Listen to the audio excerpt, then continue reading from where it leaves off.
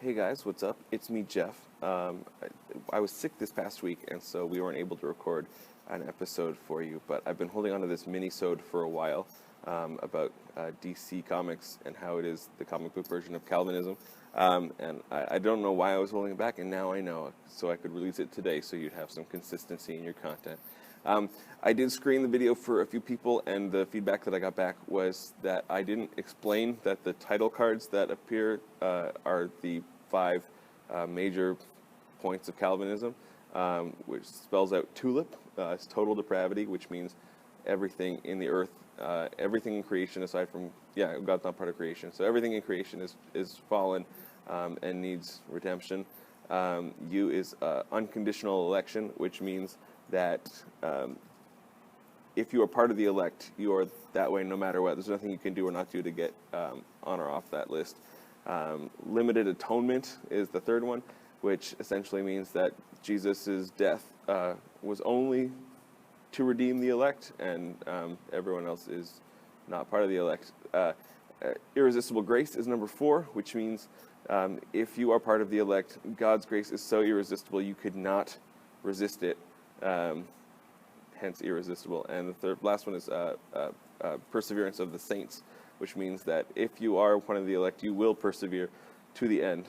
So I've taken these 5 things and I've sort of flipped them around and made them about comic books, as is my want. It's very tongue-in-cheek. I hope you appreciate it. It's not a good representation of DC Comics or Calvinism, but I thought it was funny, so I wanted to make it. Hope you enjoy this. We will be back next week with a longer episode. Okay, enjoy. This is a Geek Orthodox video. Hey everyone, so coming off this week's episode of Geek Orthodox Podcast where we talked about DC versus Marvel, I wanted to take a little bit of time on this mini-sode to talk about why DC is the comic book version of Calvinism. Total depravity! There is none good, not even one. Now, I'm not a huge fan of DC Comics, aside from like a few redeeming characters. But recently, DC even destroyed all the good characters along with the bad, as it rebirthed its universe as the New 52.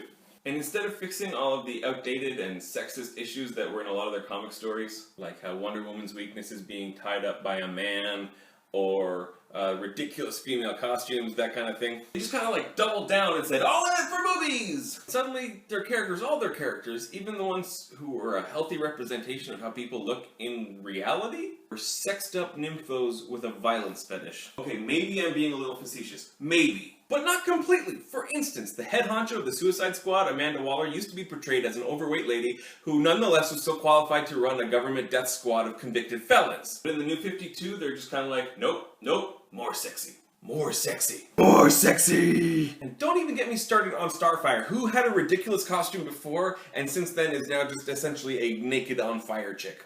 Unconditional election! In Calvinism, unconditional election is the idea that God has known and pre-known and always known who he would choose to be considered part of the saved.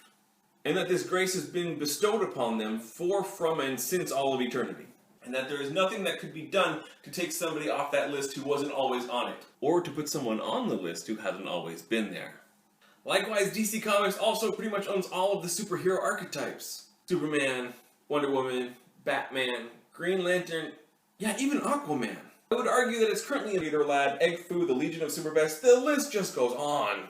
None of these characters are redeemable or forgivable. Irresistible grace!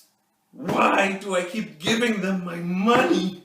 I saw Superman Returns and it was awful. But still I went to go see Man of Steel, which was awful.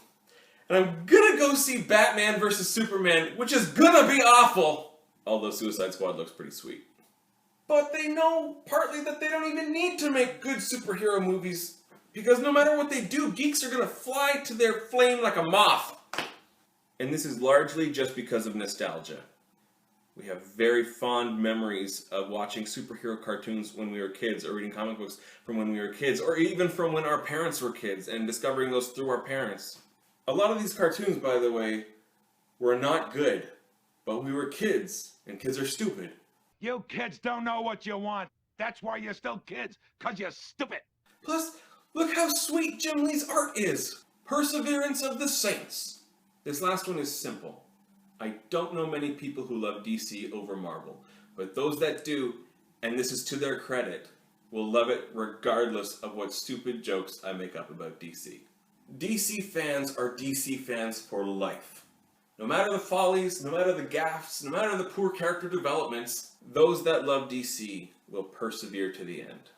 Okay, so obviously this was very tongue-in-cheek. I know a lot of great Calvinists and more than a few great DC fans, and this was a gross misrepresentation of both of those things. Thank you for watching. Hopefully you took this in jest. I hope you liked it, and I hope you come back for more.